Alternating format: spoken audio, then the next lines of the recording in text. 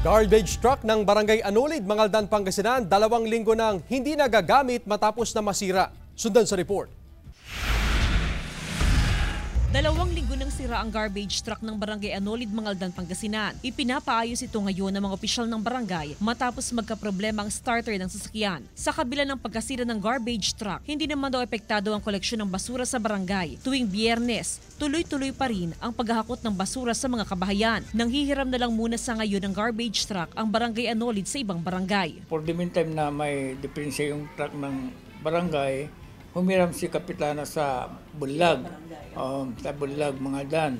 Ayun ang ginagamit namin na panghakot ng basura tuwing Friday. Magiging problema na lang daw ng barangay kung walang mahihiram na garbage truck. Mahirap din kasi kung walang mahiram, di lalong may ipon yung basura. Mahalaga para sa mga residente na regular na nakokolekta ang kanilang basura. Mahirap.